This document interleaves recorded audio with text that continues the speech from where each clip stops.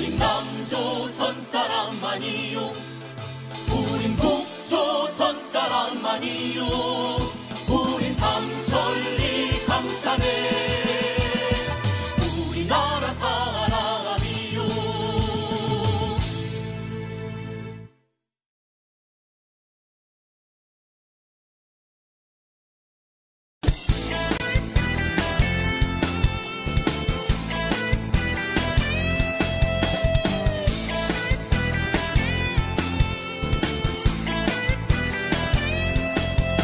조선일보서 정주 박정희까지 일본 놈의 충성스런 앞잡이일 때 동상 걸린 손가락을 잘라내가며 해방을 위해 싸웠던 건 백성들이다.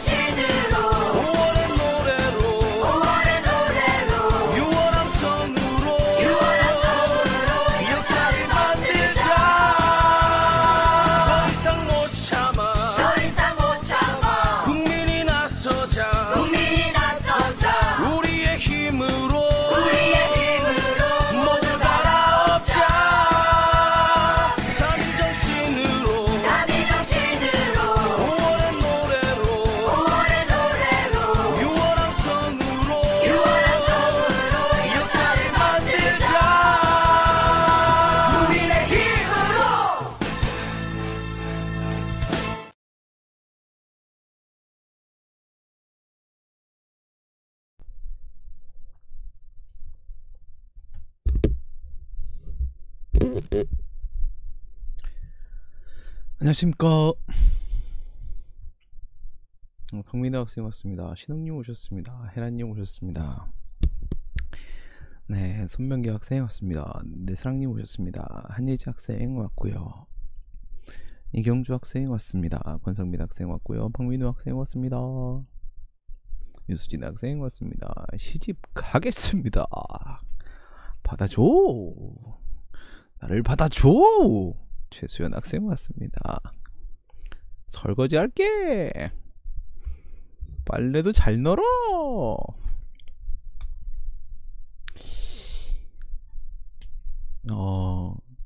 새날에 푸나님이었는데 사고 날 줄 알았는데 다 못 봤는데 1시간 봤어요. 1시간. 잠깐 밥 먹을 때 틀어놔 봤는데 뭐 크게 사고 안 치고 잘 하더만요. 원래 오늘 제가 가야 되는 날인데 제가 빠져서 정변이 대신 땜빵 치고 또 하필 또 이런 날 우리끼리 마차가 못해 먹겠다고 했어 마지막에. 아까 보니까 마차가 막 이렇게 중간에 의제 바꾸는 게 힘든지 다음 의제 요번 의제 마칠게요 막 재밌었을 것 같아요. 그 채팅창에 사람들의 반응은 못 봤습니다. 네, 많이 아프신 것 같아요. 아프신데도 뭐 패널들 뭐 저녁이랑 다 챙겨서 이렇게 준비를 해주고 계시더라고요. 유튜브가 제 채널을 인식한 것 같아요. 그러니까는 그게 뭐 기준이 있어요. 이제 그거를 넘어서면은 이제 해당 채널이 노출이 되거든요. 네, 뭐 특별히 한 게 없는데 계속 구독자가 늘어나고 있습니다.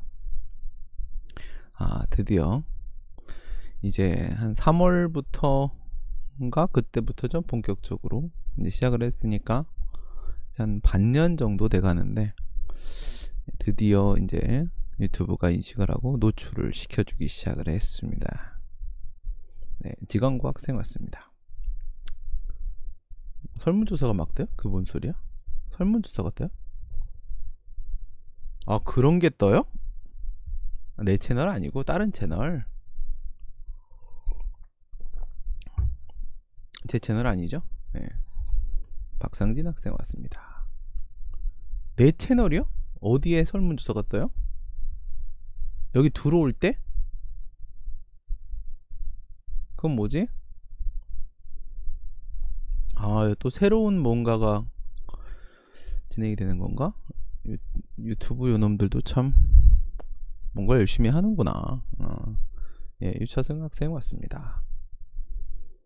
네, 좋아요 단속. 왜 이렇게 많이 왔는데 좋아요가 없어? 다 꺼져!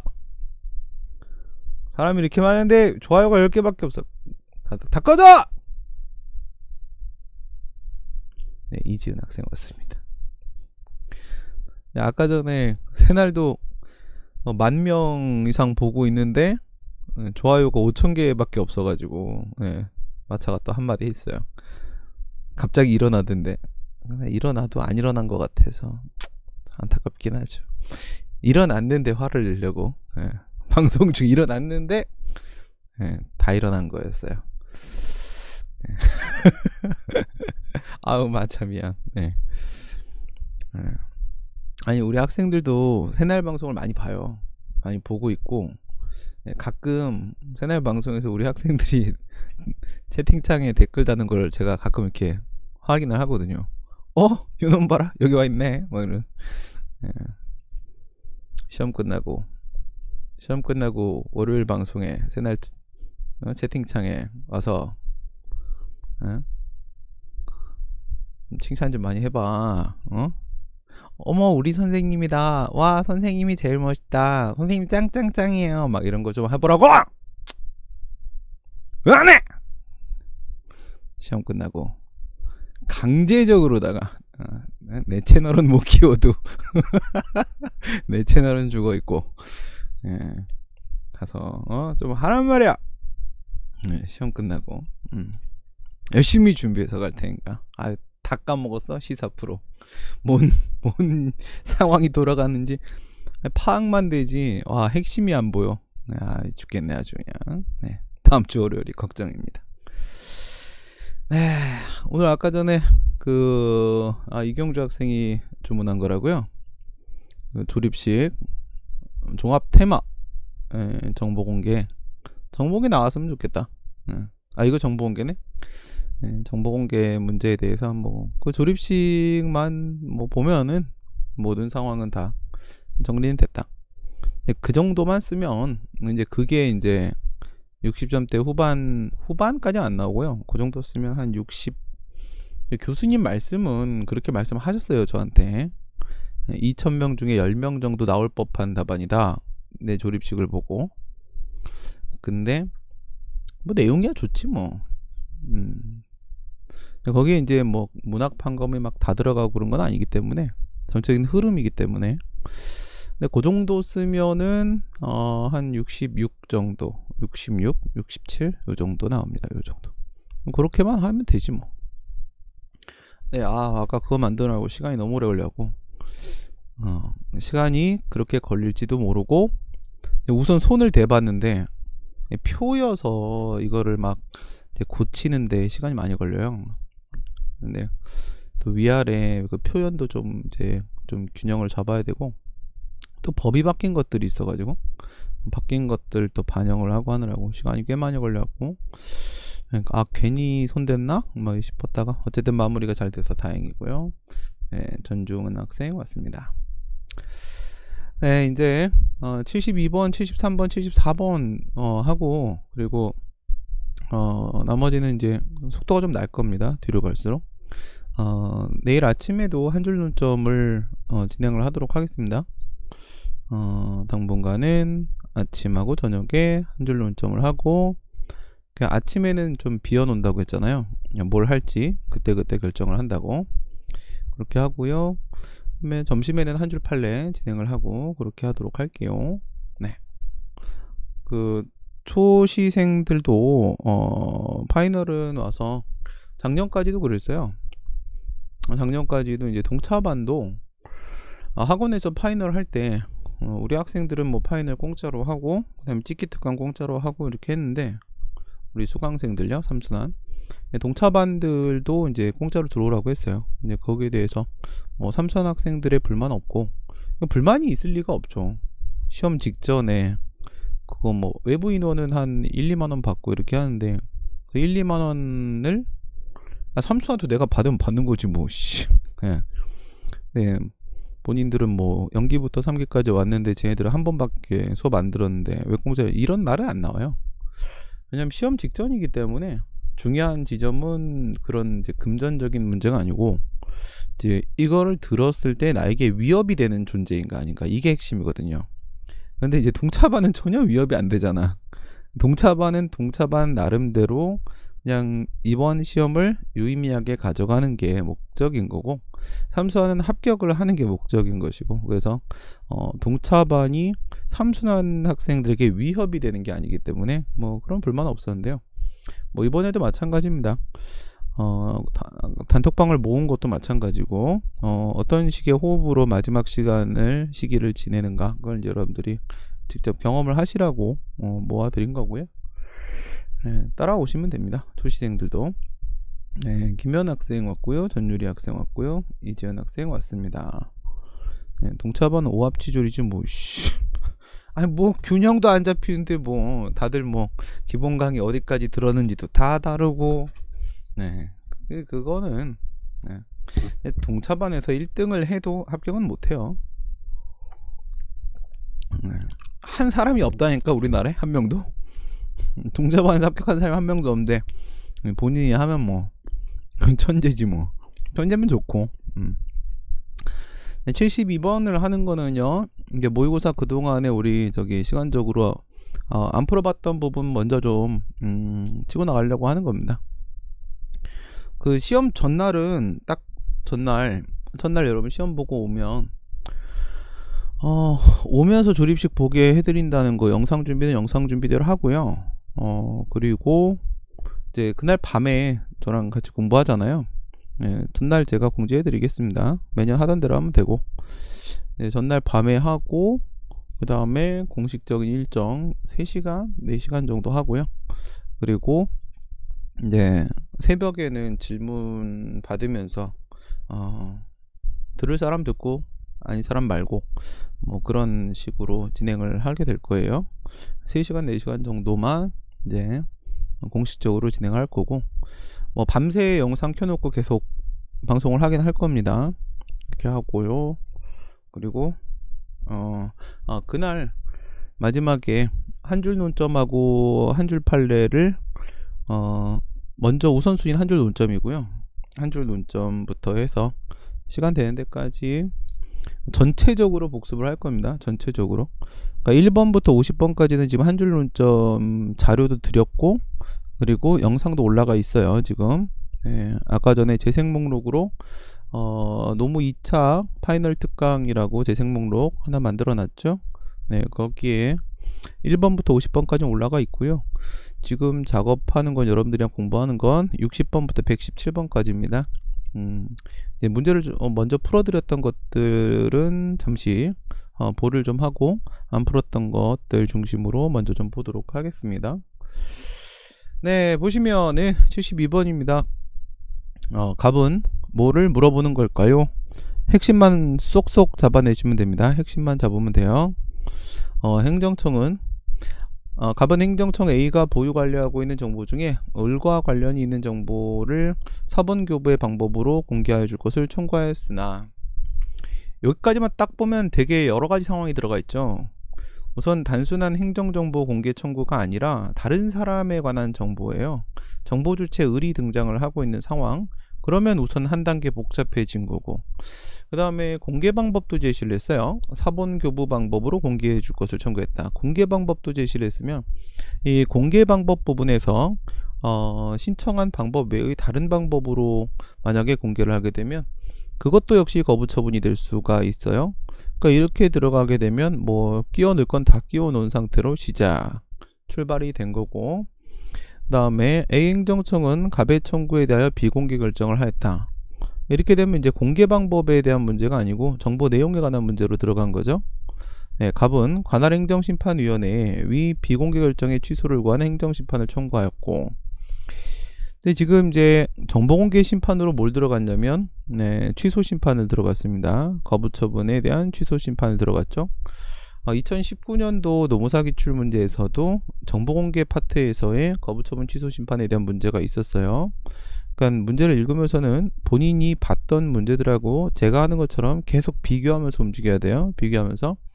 근데 이제 작년에 2019년도에 노무사에서 기출됐던 거는 그 거부처분 취소 심판에서 재처분 임무가 부과됐는데 그것을 만약에 이행하지 않으면 어떡할 거냐라고 해서 행정심판법에 간접강제 제도가 도입된 부분, 그거를 물어봤던 거예요.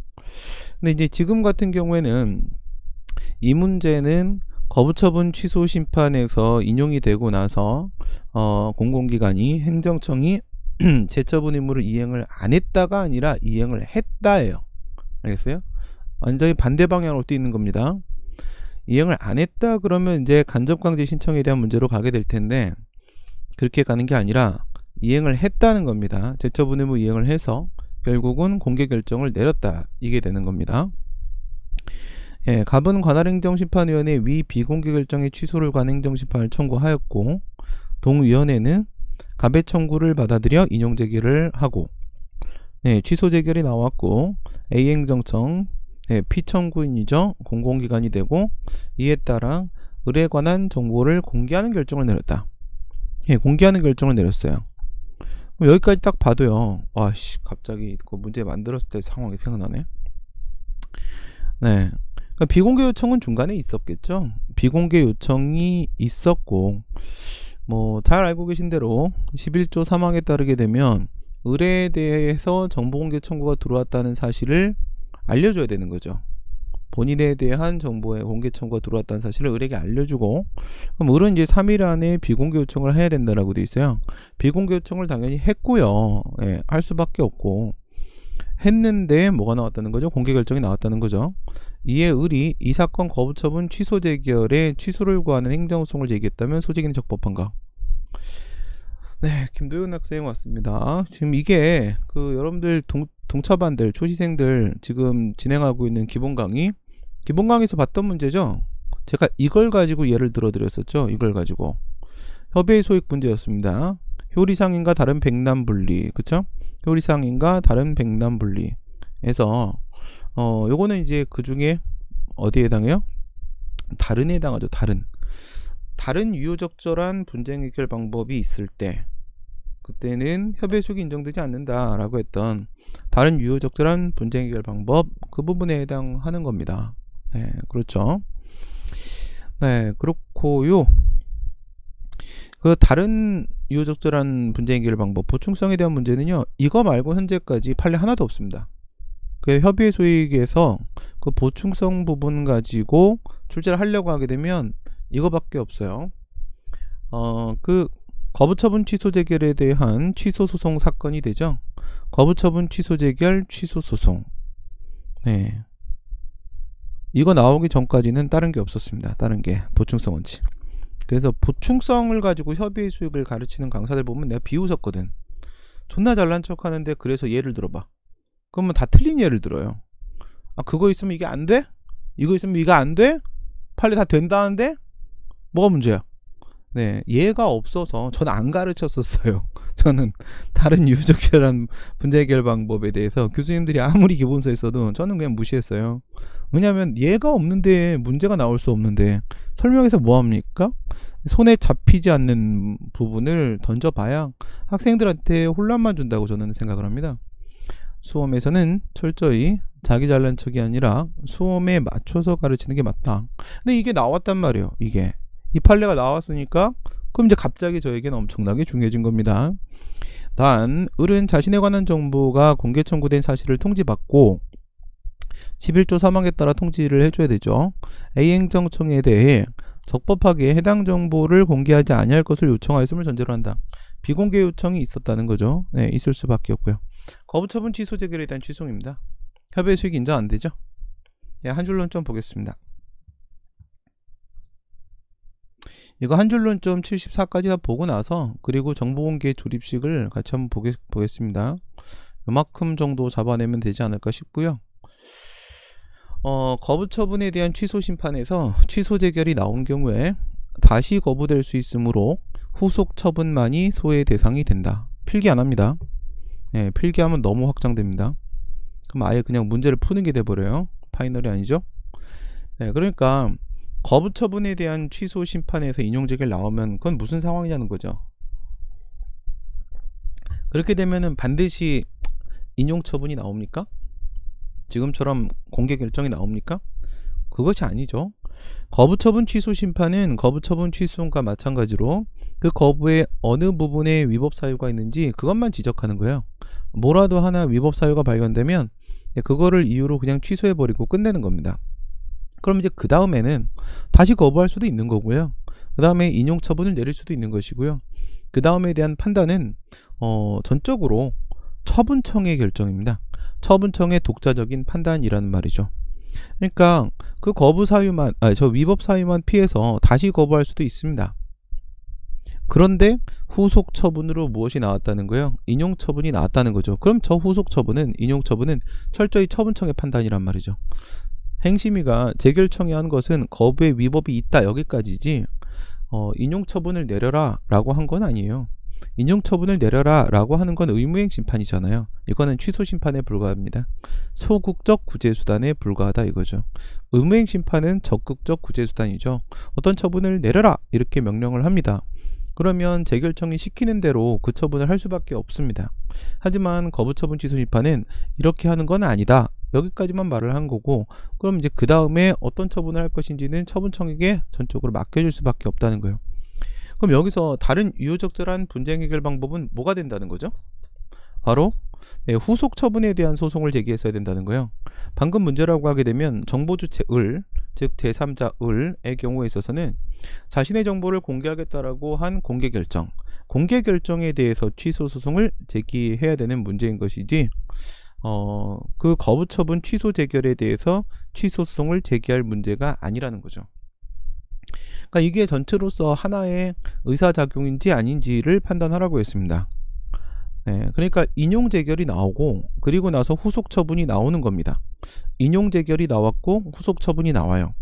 그러면 이 인용 재결이 나오면 무조건 그러한 후속 처분이 나와야 되는 것이라면 그 재결청의 인용 재결과 그다음 처분청의 후속 처분, 인용 처분은 하나의 의사작용이라고 볼 수 있을 겁니다. 무조건 그 재결에 따라서 그 인용 처분을 내릴 수밖에 없는 경우라면. 근데 그게 아니라고 하게 되면 재결청의 의사와 처분청의 의사는 각각 따로 도는 거죠. 따로 도는 거예요. 그러면 여기서 이제 어떤 결과가 나온다는 얘기죠? 거부처분 취소 재결에 대한 취소를 제기해서 만약에 승소를 한다고 해도 말이에요. 승소를 한다고 해도 후속 처분이 제거되지 않아요. 반대로 후속 처분에 대한 취소송을 제기해서 그 취소 판결을 받아낸다고 하더라도 저 취소 재결이 제거되지 않아요. 서로가 각각 독자적인 판단이기 때문에 서로가 서로에게 기속력을 매개로 해서 영향을 주지 않는다는 겁니다. 그러니까 여기서는 직접 자신의 권리나 이익을 침해하고 있는 것은 바로 뭐죠? 자기정보 통제권, 개인의 정보에 대한 자기결정권, 자기정보 통제권을 침해하고 있는 것은 거부처분 취소 재결이 아니에요. 그건 간접적으로 이익 침해로 이어지고 있는 것이고, 직접적으로 이익 침해를 하고 있는 것은 바로 공개 결정이죠. 정보 공개 결정입니다. 그렇기 때문에 공개 결정을 다퉈야 되는 것입니다. 공개 결정을 다퉈야 되는 것입니다. 그러면 이 문제는 의무이행 심판의 경우하고 비교해서 우리가 살펴보면 되는 거죠. 네, 후속 처분만이 소외 대상이 된다 이렇게 했는데, 여기서 소외 대상이 된다는 건 대상 적격을 말하는 건 아니죠. 뭐 거부 처분 취소 재결이든 아니면 후속 처분이든 둘 다 처분이고 재결이고, 그렇기 때문에 대상 적격에는 아무 문제가 없습니다. 대상 적격 문제가 아니라 이 역시도 뭐예요? 협의 수익 문제입니다. 협의 수익. 방금 말씀드렸잖아요. 효리상인가 다른 백남 분리에서 다른의 문제라고. 다른 유효적절한 분쟁 해결 방법. 협의 수익 문제입니다. 협의 수익. 소외 대상이 대상 적격 문제가 아니죠. 거부처분 취소 재결 취소 소송은 후속 처분이 나오기 전에는 소외 이익이 인정되나 후속 처분이 나온 후에는 소외 이익이 없다. 요거는 이제 타임라인 타고 나서 비교를 한번 해본 겁니다. 지금은 이미 공개 결정이 나왔다고 했어요. 근데 아직까지 공개 결정이 나오지 않은 상태라면 어떻게 되겠습니까?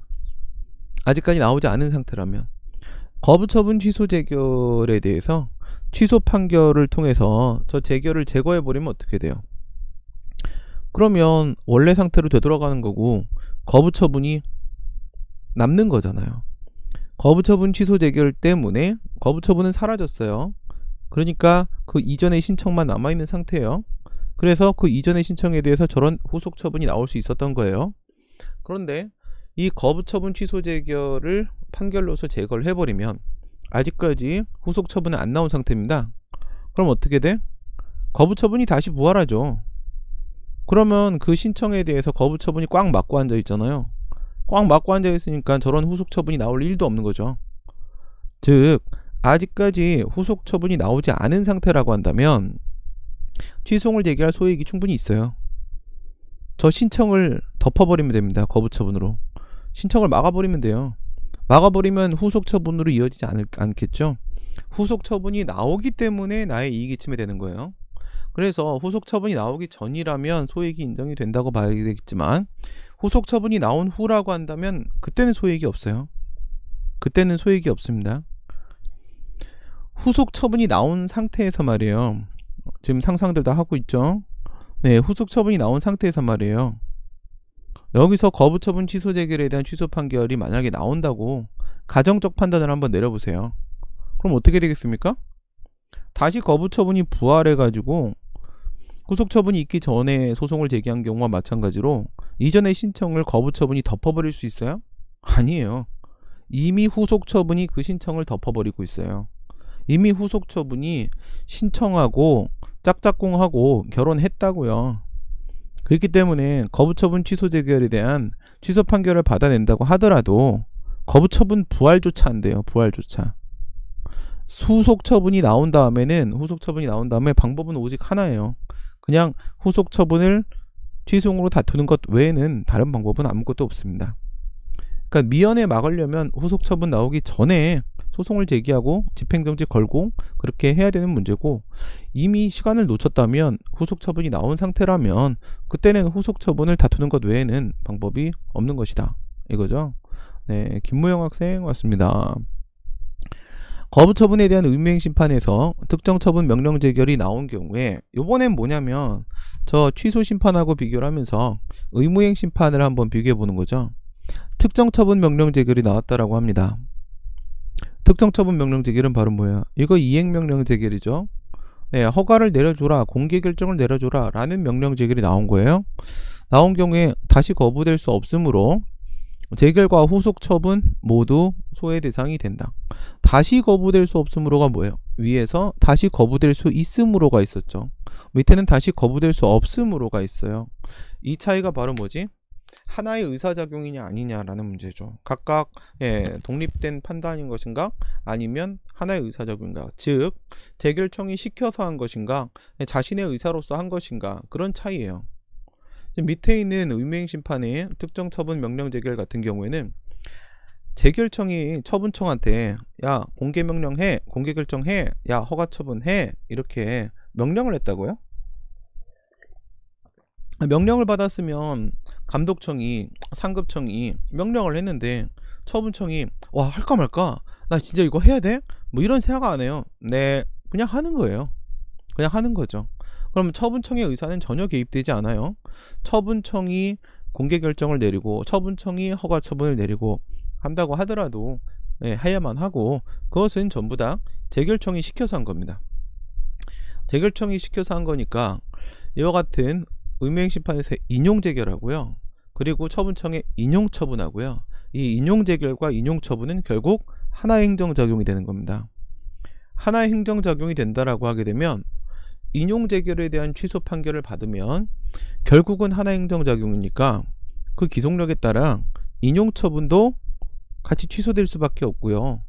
그리고 인용처분에 대한 소송을 제기해서 취소 판결을 받아내도 역시 그 기속력에 따라 인용재결도 취소될 수가 있단 말이죠. 재결에 대한 소송을 제기하면 피고는 재결청이 되는 것이고 처분청 쪽이 바로 관계행정청이 되는 것이고요. 처분에 대한 소송을 제기하게 되면 피고는 처분청이 되는 것이고 재결청이 관계행정청이 되는 겁니다. 그러니까 하나만 제끼면 반대쪽도 같이 제껴지는 거죠. 무슨 말인지 알겠죠? 그러니까 특정 처분 명령 재결이 나온 상황이라고 하게 되면 후속 처분이 나왔다고 하더라도 그 재결에 대한 소송 제기에도 상관이 없는 겁니다. 오케이. 재결과 후속 처분 모두 소외 대상이 될 수 있다라는 겁니다. 그 다음에 의무이행 심판의 특정 처분 명령 재결 취소 소송은 후속 처분이 나오기 전에도 후속 처분이 나온 후에도 모두 소외이익이 인정된다. 방금 얘기한 건 심지어 후속 처분이 나온 후에도 인정될 수 있다라고 말씀을 드린 거고요. 후속 처분이 나오기 전이라고 하게 되면 그거는 위에 거부 처분 취소 재결이든 밑에 특정 처분 명령 재결이든 둘 다 소외이익은 다 인정이 돼요. 후속 처분 전이라고 하게 되면 저 후속 처분이 나오는 걸 미연에 방지하는 실익이 있기 때문에 후속 처분 전이면 취소 심판이든 의무이행 심판이든 둘 다 소외이익이 인정이 됩니다. 후속 처분이 나온 후가 문제가 되는 거죠. 후에 있어서 취소 심판 쪽은 안 된다는 거고 재결에 대한 소송이, 그 다음 의무이행 심판 쪽은 된다는 겁니다. 재결에 대한 소송이. 재밌는 관계죠. 이거 나오면 대박이에요. 이거 내가 100% 장담하는데요. 지금까지 이거 문제를 낸 사람 한 명 있고요. 현재 이게 뭔지 몰라요. 강사들이 무슨 말인지를 몰라요. 판례가 한번 나왔는데 엄청 중요한 판례라고 교수님들은 소개를 하셨거든요. 그런데 이게 무슨 말인지를 몰라서 현재 아무도 안 가르치고 있어요. 이거 나오면 우리 겁니다. 노동행정 나오면 우리 거고, 정보공개 나오면 우리 거고, 부관 나오면 우리 거고, 이거 나오면 우리 거고, 우리 거 되게 많아요. 근데 우리만 풀 수 있는 게 되게 많은데 그걸 다 중요한 것들인데 어찌 그걸 다 피하겠습니까? 전 그래서 이번에도 우리만 풀 수 있는 문제 최소 2문제 나온다. 우리만 풀 수 있는 문제. 그걸 여러분들이 잘 해내야 됩니다. 그거를 너도 하고 나도 하고 다 할 수 있는 거는 그냥 적당히 써주면 되는 거고, 그 다음에 우리만 할 수 있는 거 있으면은 그건 확실하게 여러분들이 차별화를 시켜야 됩니다. 그 다음 보시면요, 거부 처분에 대한 의무이행 심판에서 일정 처분 명령 재결이 나온 경우에는 어떻게 될까요? 일정 처분 명령 재결이 나온 경우, 이거는 거부 처분에 대한 취소 심판과 사실 다르지가 않아요. 알겠습니까? 최근에 우리 최신 판례 보면서 그런 문제 있었잖아요. 의무이행 심판을 제기를 했는데 간주 거부 규정, 그것 정보 공개였네. 간주 거부 규정이 있던 시절, 2013년 8월 달에 정보공개법이 개정이 되면서 간주 거부 규정 11조 5항에 있던 게 삭제가 됐잖아요. 그 사건이 11년도 사건이었었고요. 간주 거부 규정이 있던 시절이었습니다. 그래서 20일 넘게 아무런 대답을 안 하고 있었고요. 공개 여부 결정을 안 하고 있었고, 거부 처분이 있는 것으로 봐서 그에 대한 정보공개 심판으로 의무이행 심판을 제기했던 사건이잖아요. 그때 당시에는 간주 거부 규정은 13년도에 사라지고, 그리고 간접강제 제도는 17년도에 도입되고 했으니까 간접강제도 당연히 없는 상황이었었고요. 그래서 직접강제가 정보공개에서 안되니까 간접강제 제도가 현재 없으니까 그 의무이행 재결이 나왔음에도 공공기관이 아무것도 안 해주고 있어서 부작위 위법 확인송을 제기했던 그런 사건이었었잖아요. 제가 매우 다양하게 모든 상황에서 어떻게 대응하게 되는지 모든 경우의 수를 다 보여드렸던 그 판례였었습니다. 네, 그런데요. 거부 처분에 대해서 그 판례도요. 뭐였어요? 특정 처분 명령 제결로 나왔었어요. 자기 의무가 인정된다. 공개 의무가 인정된다. 자기 의무가 인정된다. 그거 가지고 뭐 자기 의무 확인 소송이라고 피고가 잡소리하고 앉아 있었잖아요. 자기 의무 인정된다고 다 자기 의무 확인 소송이야 임마. 예. 주머니에 1억 있다고 오늘 나가서 소주 한잔 먹는데 1억 쓰냐 임마. 뭐 그거 아니다. 이렇게 얘기했던 거 기억나시죠? 네, 바로 그거요. 이 특정 처분 명령 제결로 문제가 보통 나와요. 네, 그런데 일정 처분 명령 제결이 나온 경우도 한번 생각은 해보자는 겁니다. 생각은. 일정 처분 명령 제결은 언제 나오죠? 재량행위에서 나오는 거죠. 1, 2, 3의 요건을 충족하면 A라는 처분을 한다라고 되어 있을 때 1, 2, 3의 요건이 충족이 되기 때문에 의무행 심판에서 인용 제결이 나오는 거예요. 우선 1, 2, 3의 요건은 충족이 되고 있는 겁니다. 그런데 법률 효과 부분에서 기속행위냐 재량행위냐에 따라 나눠지는 거죠. 만약에 그게 기속행위라고 하게 되면 허가 요건을 모두 갖췄기 때문에 반드시 허가를 해야 되는 거예요. 그러면 야 허가해 이렇게 특정 처분 명령 제기를 하게 되고, 왜 만약에 재량행위라고 한다면 거부 처분했었죠? 그러면 취소 심판이랑 차이가 없어요. 1, 2, 3의 요건은 갖췄네? 야 근데 거부 처분에 너 재량이 하자 있다? 이렇게 그 거부 처분의 위법만 딱 지적질을 하고, 그리고 나서 야 재량이 하자 있으니까 다시 해, 이렇게 그냥 돌려보내는 식이에요. 일정 처분 명령 제결의 다른 이름은 재량행사 명령 제결이었었죠. 재량행사 명령 제결입니다. 그러니까 거부 처분 취소 심판 때랑 마찬가지로 아무리 의무행 심판이어도요, 일정 처분 명령 제결 이렇게밖에 안 나온 상황이라고 하게 되면 반드시 후속 처분이 나온다고 보장할 수가 없어요. 그러니까 거부 처분 취소 심판 때랑 똑같은 상황이 다시 펼쳐지게 되는 것입니다. 야, 이런 거 아는 사람이 누가 있을까요? 여기 있어요. 네. 그럼 왜 이런 걸 비교를 해드리는 거예요? 이거를 여러분들이 비교를 해주는 걸 싫어하는 애들이 있어요. 뭐 이렇게 어렵게 설명을 하냐. 근데 그냥 그거는 도라이 새끼들이고요. 네, 공부라는 걸 씨발 한쪽 방향만 보고 해요? 그게 아니죠. 당연히 그 사람 어떻게 생겼어? 그러면 옆모습도 보고 싶고 앞모습도 보고 싶고 윗모습도 보고 싶고 아랫모습도 보고 싶고 뭐 이렇게 하잖아요. 이렇게 봐야지 이 사람 키는 뭐 요 정도 되고 옆모습은 이렇게 생겼구나, 앞모습은 이렇게 생겼구나, 그렇게 알 수가 있는 거잖아. 그 사람 콧구멍 안에 코털만 딱 보고 나서 저 사람은 이렇게 생겼어, 이렇게 할 수는 없어요. 그러니까 정상적인 사고를 하는 학생들은요, 공부를 하는 학생들은 항상 이런 학생들만 합격을 하거든요. 그러니까 내 수업 방식에 대해서 토다는 새끼들 치고 합격하는 사람은 없어요. 제정신이 아니거든요. 아니 코털 보고 사람 모습을 그리고 있는 그 미친놈이 어딨어요 세상에. 그러니까 강사들이 다 미친놈이란 얘기인 거예요. 예, 걔네들이 코털 보고 막 강의를 하고 있잖아요 지금. 그 미친 짓이거든요. 그러니까 정상적으로 공부를 하고 대가리가 도는 학생이라고 하면 와서 이렇게 물어봐요. 알아서 물어봐요. 예. 그러니까 그걸 제가 친절하게 먼저 정리를 해서 알려드리는 거죠. 예. 그러니까 와서 물어봐. 선생님, 그러면요, 모든 행정심판에서 인용제결 나왔을 때 후속 처분 있으면 다 안 되는 거예요? 좋은 질문이야, 얘야. 네, 이러면서 무효확인 심판은 똑같고 의무행 심판 달라질 수 있지. 달라진다는 건 어떻게 달라진다는 거죠? 좋은 질문이야. 네, 의무행 심판에서는 취소 심판과 같은 상황이 발생할 수도 있고 다른 상황이 발생할 수도 있다는 것이지. 그 다른 상황이 발생하는 부분이 바로 적극적 구제수단의 특징을 드러내는 것이지. 무슨 말인지 하나도 모르겠는데요. 좋은 질문이야.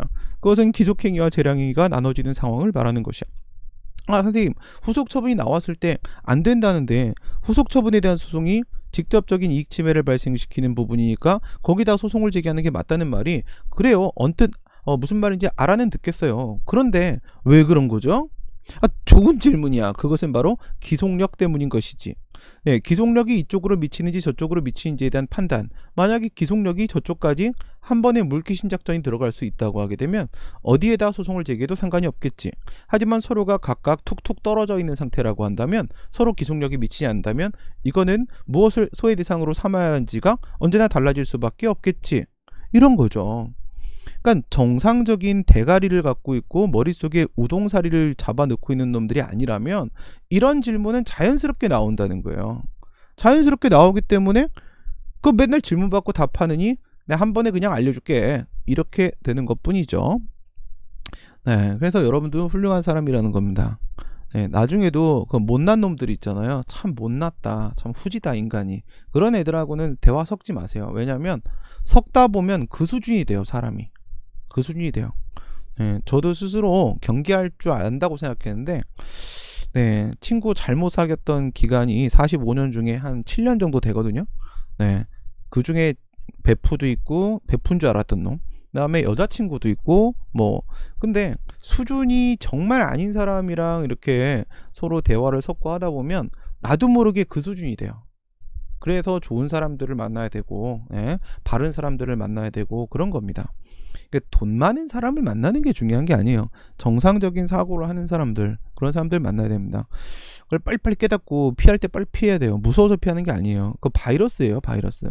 우리가 코로나가 무서워서 피합니까? 네? 무섭긴 하다, 그치? 무섭긴 하다, 그죠? 네, 그죠? 네, 그냥 코로나 같은 존재들이에요. 사람 중에, 전 사람 중에 10이면 10 중에 한 7 정도는 바이러스 수준이라고 생각합니다. 진짜 제정신 아닌 인간들 진짜 많아요. 네, 조심해야 됩니다. 그래서 거르는 겁니다. 내가 학원을 나오고 아주 행복해진 이유 중에 하나가 그거죠. 네. 그저께 정노무사님하고도 그런 얘기를 했는데, 학원 나온 거 후회 안 하냐? 그래서 후회 안 하는데요. 네.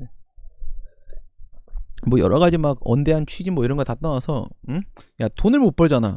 그거 살짝 좀 그래. 그렇긴 한데 후회 안 해요. 예, 뭐가 그렇게 좋냐?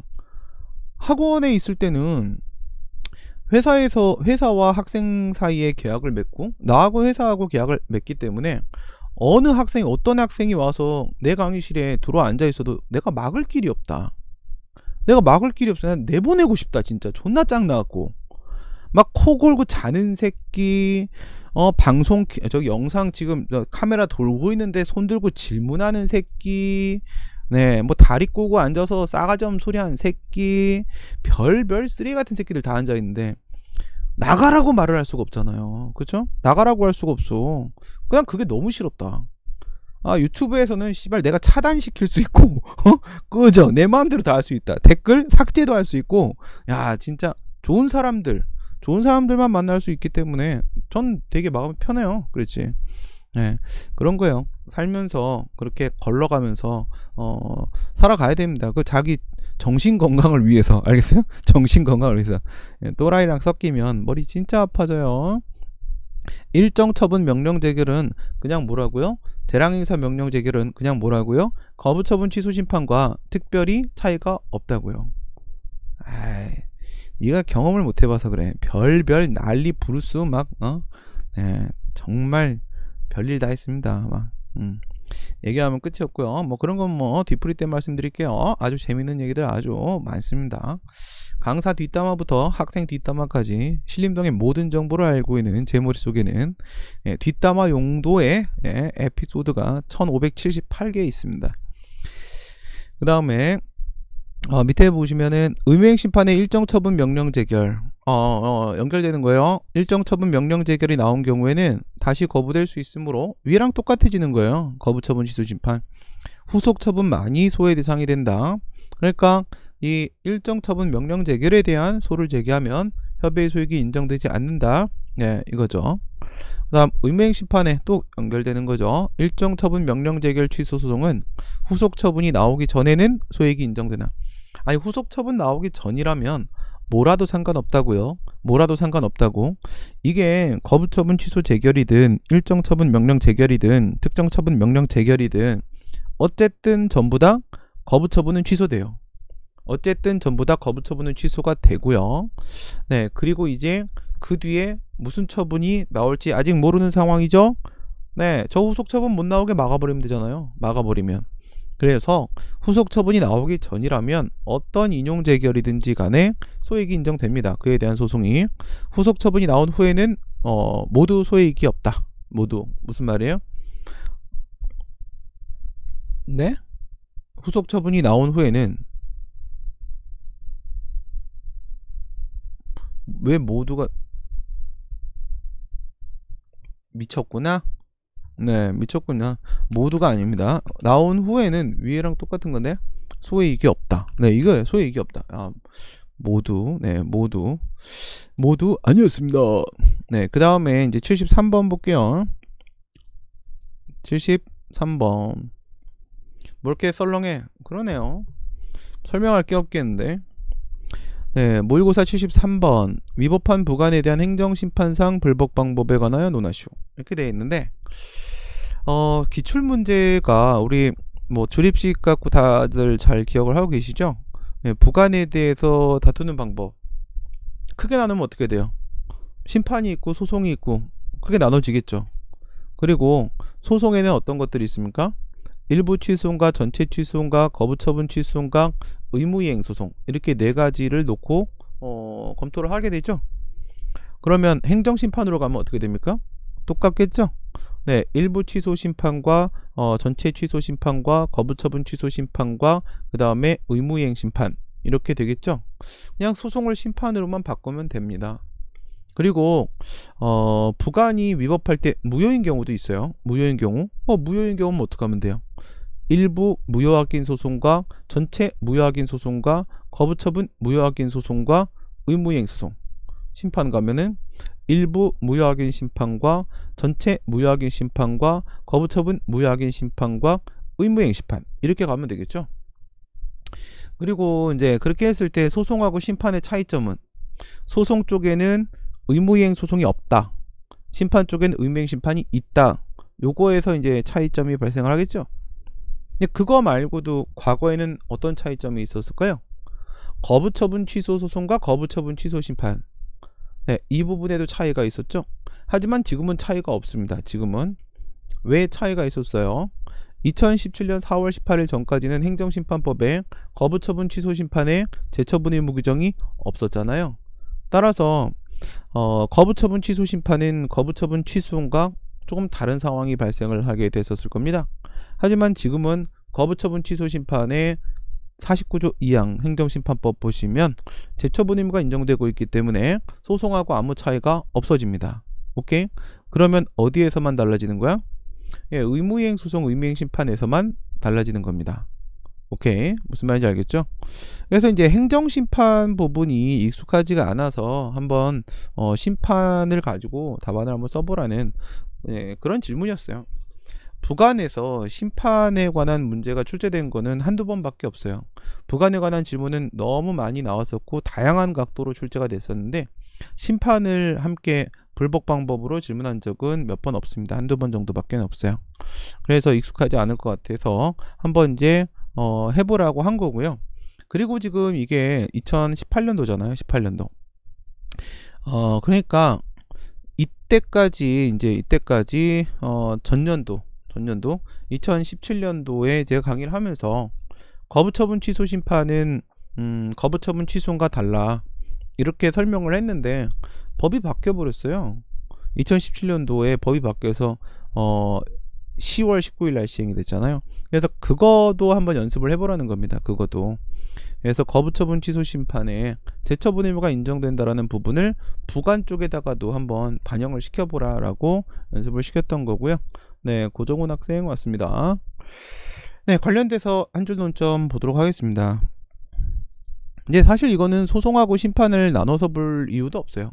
취소하고 무효를 나눠서 볼 이유도 없어요. 그렇죠. 방금 제가 소송 쪽, 심판 쪽 비교해 드렸고 취소 사유 쪽, 무효 사유 쪽 비교해 드렸죠. 현재 차이 나는 부분은 오직 하나, 의무이행 소송이 인정된다, 의무이행 심판이 인정된다, 여기만 차이가 발생하고 있는 상황이라고 했고요.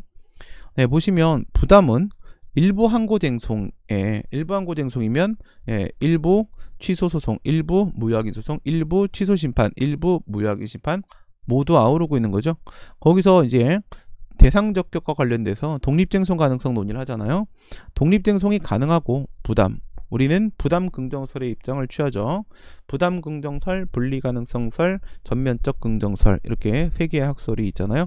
판례 입장은 명확하지 않고요. 부담 긍정설이 통설이고요. 이렇게 가죠. 기타 부관은 그렇지 않다. 기타 부관은 독립쟁송이 불가능하죠. 네, 일부 취소송, 일부 무효확인 소송. 아이씨, 뭐하냐? 쟁이라고 해야지, 쟁. 예. 일부 취소쟁송, 일부 무효인증. 그러니까 취소 사유일 때, 무효 사유일 때 모두 다 아울러서 이렇게 말하면은 다 정리가 될 수가 있겠죠. 여기서 또 하나 여러분들 조심해야 될 게 바로 뭐가 있습니까? 부담은 독립쟁송이 가능하고 기타 부과는 독립쟁송이 불가능한데 조건, 기한, 철회권 유보 3개죠. 그렇지만 대상적격은 둘 다 인정되죠.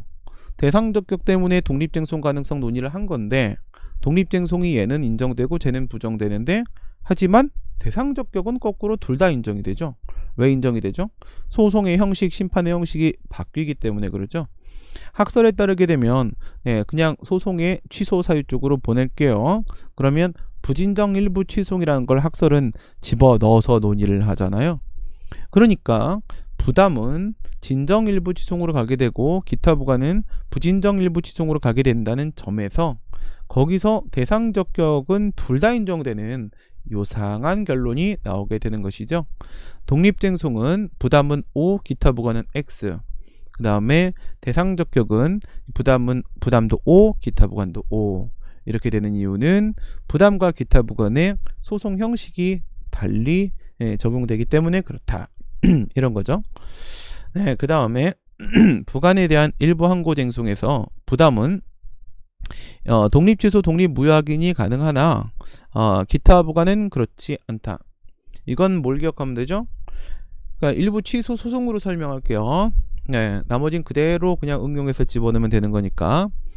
그랬을 때 부담은 일부 취소 소송에서 독립쟁송도 동그라미고 독립취소도 동그라미죠. 기타 부과는 독립쟁송도 X고 독립취소도 X죠. 그 차이가 바로 뭡니까? 부담은 처분성과 분리성이 인정되고 기타 부과는 처분성과 분리성이 부정되죠. 여기서 그 처분성 부분이 바로 독립쟁송과 관련된 문제고 그 다음 분리성 부분이 바로 독립취소와 관련된 문제가 되니까 처분성도 분리성도 동그라미 동그라미인 부담은 독립쟁송도 독립취소도 둘 다 동그라미 동그라미가 될 수밖에 없고 처분성도 분리성도 XX인 기타 부과는 독립쟁송도 독립취소도 XX일 수밖에 없겠죠.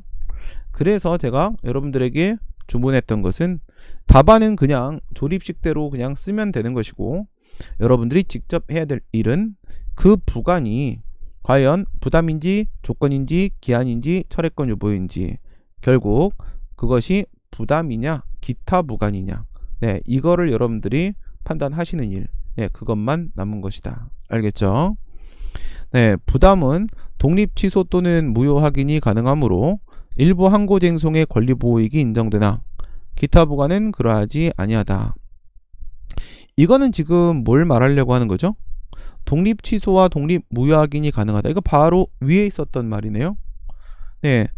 독립 취소와 독립 무효 확인이 가능하다. 이 문제를 법원의 판결의 문제로 보는 것이 아니라 협의의 수익 문제로 끌어들이려고 하는 거죠. 만약에 심판이라고 하게 되면 협의의 심판 이익 문제로 끌어들이려고 하는 거죠. 이러한 문제는 취소쟁송에서 뿐만 아니라 무효확인쟁송에서도 똑같이 권리보호이익 문제로 끌어들일 수 있다는 말이진 거죠. 무슨 얘기인지 이해가 되세요? 이런 문제가 출제가 된 적이 있었잖아요. 지난번에 우리가 같이 봤는데 보통의 문제라고 한다면 일부 취소 소송으로 갈게요. 일부 취소 소송으로. 보통의 문제면 일부 취소를 질문할 때 독립쟁송 가능하니? 설문 1번. 그 다음 이 부관은 위법이니? 설문 2번. 뭐 항목간 영내법 이런 거 검토하는 건데 그건 여러분 시험 범위는 아니고요. 그 다음에 독립 취소 가능하니? 설문 3번.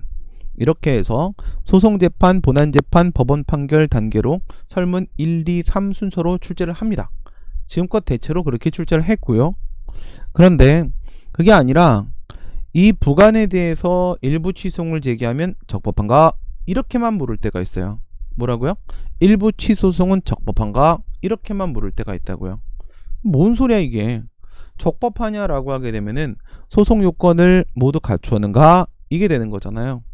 그럼 대상적격과 관련돼서 독립쟁송에 대한 검토는 뭐 자연스럽게 나오게 되겠네요. 그리고 부관 문제에서 원고적격이라거나 피고적격이라거나 전치주의라거나 제소기간 이런 거가 논점으로 걸린 적은 한 번도 없어요. 출제 가치가 없어서 그래요. 그러니까 대상 적격만 보통 검토를 하면 끝나는 것이었었는데, 근데 여기서 부관에 대한 일부 취소송을, 부관만 독립하여 다툴 수 있는 일부 취소송을 제기하면 소가 적법하냐?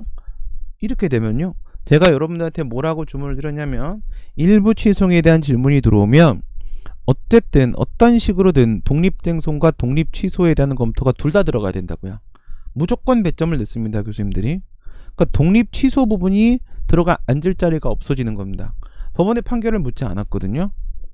네, 그러니까 얘는 어디로 끌어들여야 돼요? 협의의 소익으로 끌어들여야 된다는 거죠. 네, 부관에 대한 일부 취소이 적법하냐 이렇게 질문을 하게 되면 독립 취소 가능성 논의할 자리가 없다고요? 독립쟁송과 독립취소는 반드시 둘 다 들어가야 된다고요? 일부 취소이면 무조건 때려박아 놔야 된다고요, 두 개를. 그래서 이 독립 취소 가능성의 문제를 협의의 소익으로 끌어들인다고요. 부관이 엄연히 위법함에도 불구하고 독립취소는 바로 일부 취소에서의 인용 판결의 형식이잖아요. 네, 아무리 내가 그것이 위법하다고 증명을 해도 인용 판결이 나올 수가 없는 상황이라면 무조건 기각될 싸움이라고 한다면 내 주장이 옳아도 기각되는 거예요. 내 주장이 옳아도 기각되는 거예요. 그런 경우라고 한다면 당연히 그 소송을 안 하는 게 맞는 거죠. 이겨봐야 소용없는 재판을 할 이유는 없습니다. 그렇기 때문에 협의의 소익으로 끌어들여서 검토를 하셔야 된다라고 여러 차례 강조를 드렸던 얘기입니다.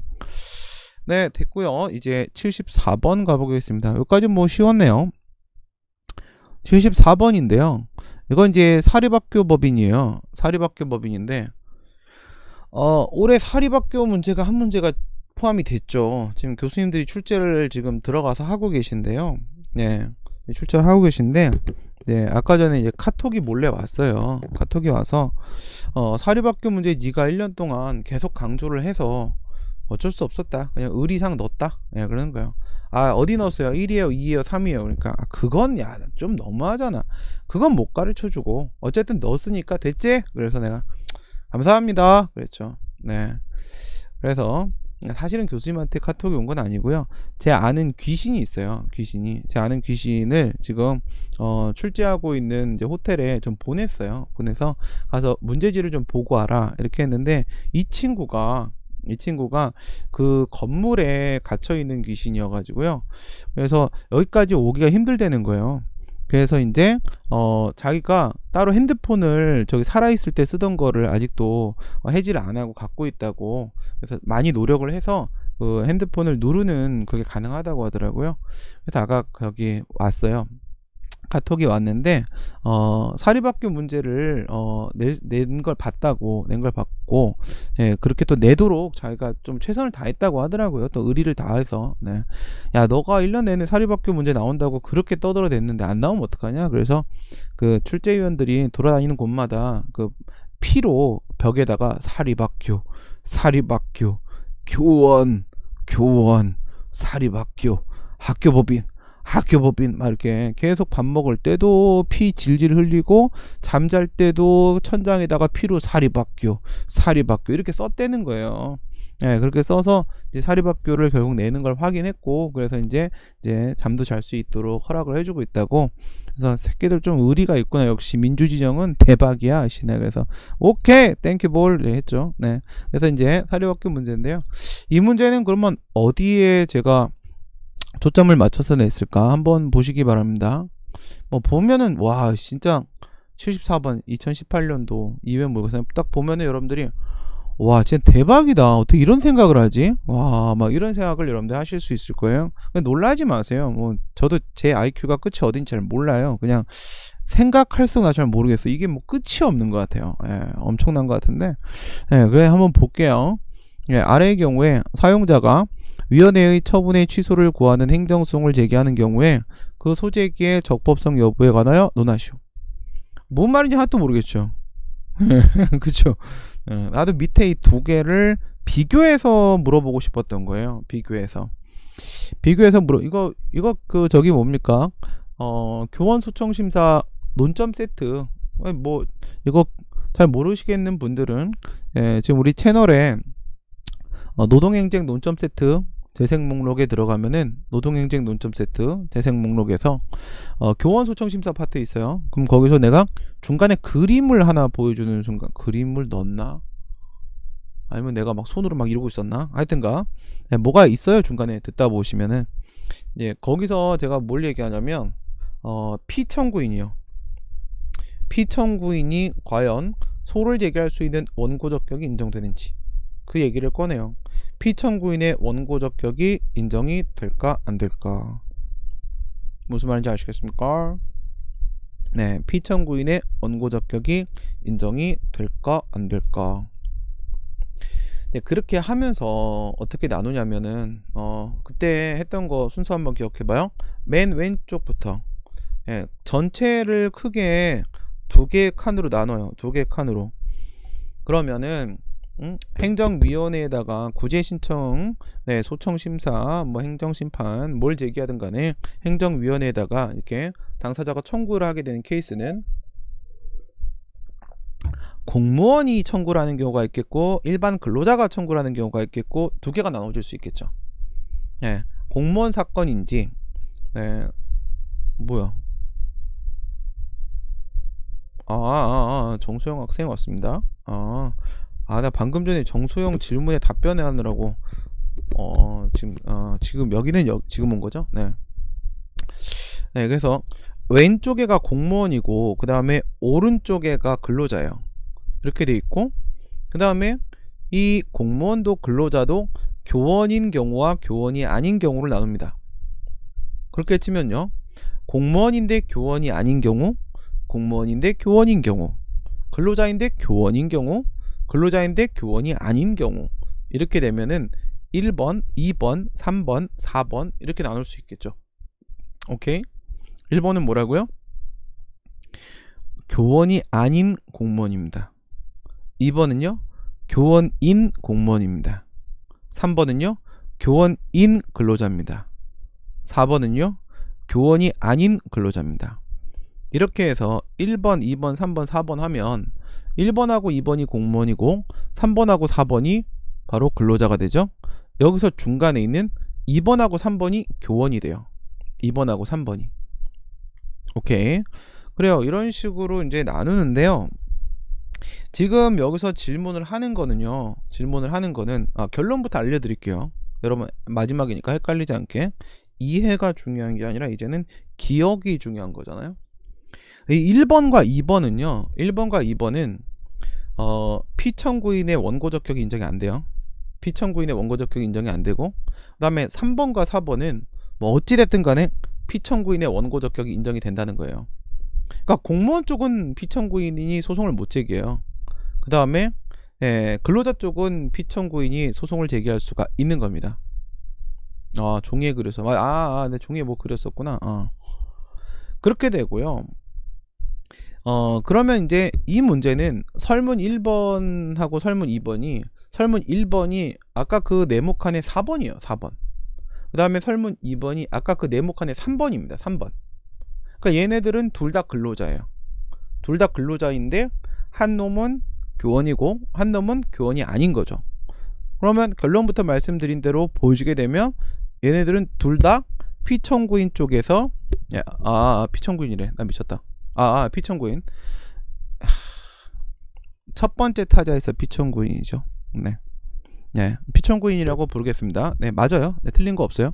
틀린 거 없는데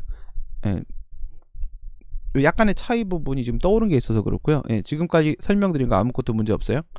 여기서 피청구인이 둘 다 원고적격이 인정이 됩니다. 그런데 차이점은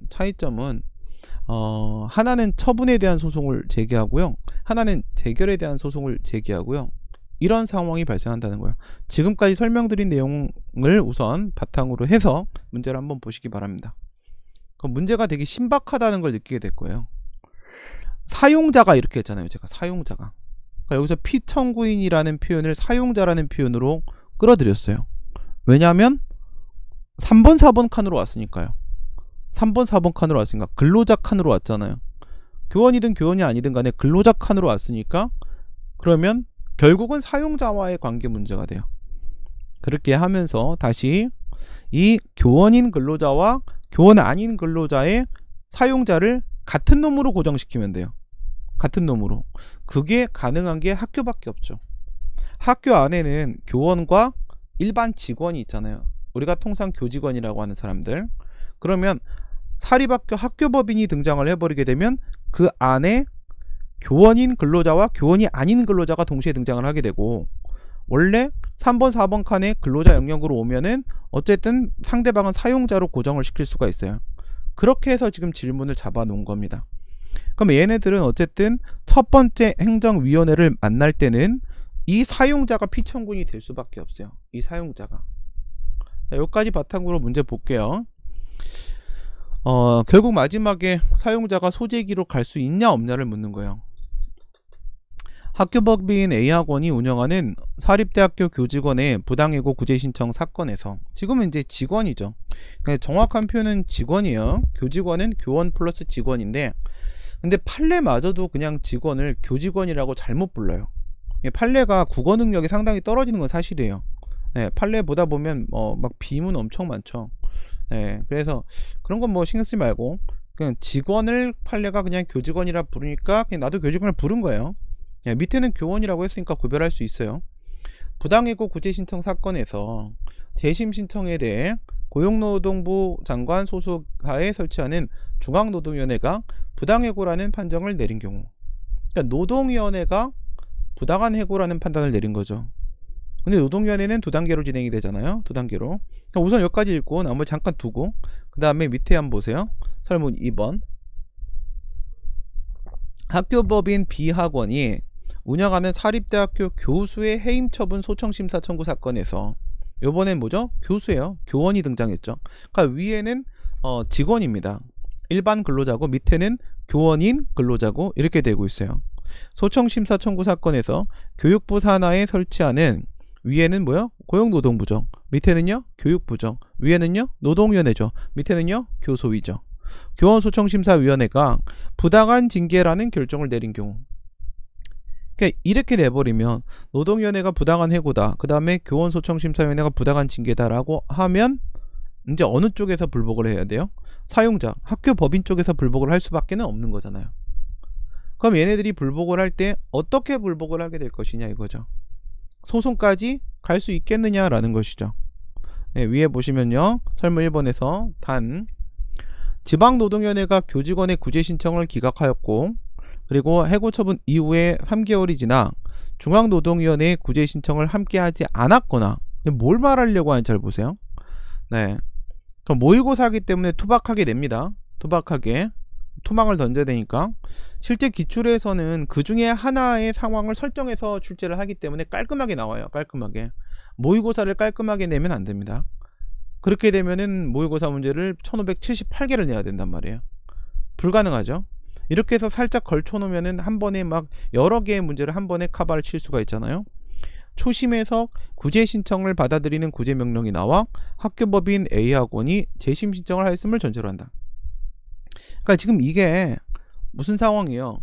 사용자 쪽에서 불복을 들어간다라는 거잖아요. 그러면 노동행정의 1, 2, 3, 4 유형 중에 몇 유형이 되는 겁니까? 노동행정의 1, 4 유형이 되는 것이죠. 네, 1, 4, 뭔 소리야? 나 지금 사용자가 불복하고 있죠? 2, 3 유형이 되는 거죠. 2, 3 유형이. 네, 1, 4 유형은 근로자가 소송을 제기하게 되는 거고, 2, 3 유형은 사용자가 소송을 제기하게 되는 거죠. 1, 뭐예요? 초심과 재심이 기각. 2, 뭡니까? 초심과 재심이 기각 인용. 3, 뭡니까? 초심과 재심이 인용 기각. 4, 뭡니까? 초심과 재심이 인용 이렇게 되죠.